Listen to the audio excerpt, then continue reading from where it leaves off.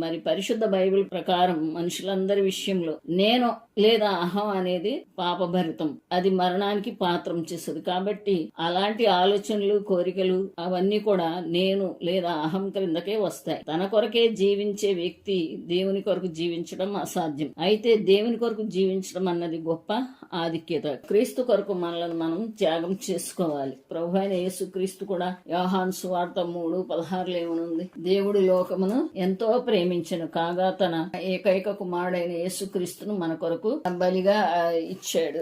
అంతేకాకుండా ఆయన అనేక మంది కుమారుల్లో ఒక కుమారుని మన కొరకు ఇవ్వలేదు. ఆయనకున్న ఏకైక కుమారుడైన యేసు క్రీస్తుని మనకి నిత్య జీవం పొందాలని ఆ శిలువ మరణం మన కొరకే ఆయన అప్పచెప్పారు. శిలువ అంటే మరి శ్రమలని మనకు గుర్తుంటుంది. ఒకటి యేసు ప్రభు పొందిన శిలువ, ఇది ఆయన మాత్రమే మోయగలిగింది. రెండవది ఏంటంటే మన సొంత శిలువ, అంటే ఎవరి శ్రమ వాళ్ళు పడుతూ ఉంటారు, ఎవరి కష్టం వారిదే. మరి ప్రభు ఏమన్నారంటే, నన్ను వెంబడింపగోరిన తనను తాను ఉపేక్షించుకొని తన శిలువను ఎత్తుకొని నన్ను వెంబడించాలి అని యేసు ప్రభు చెప్పారు. అంటే మన సొంత సిలువలు మనకున్నాయని దీని భావం. అంటే ప్రభు కొరకు ఎవరు సహించవలసిన సిలువను వారు సహించాలి. నీ సొంత సిలువతో ప్రతిదినము ఆయన్ను వెంబడించాలి. మనం వేరొక సిలువను మోయలేం. ప్రభు మోసిన సిలువను అసలే మోయలేము. అలాగే మన ప్రక్కవారి సిలువను కూడా మనం మోయలేం. ప్రతి వారికి ఒక సొంత సిలువ అనేది ఉంది. దాన్ని మోసే శక్తి దేవుడు మనకి ఇస్తాడు.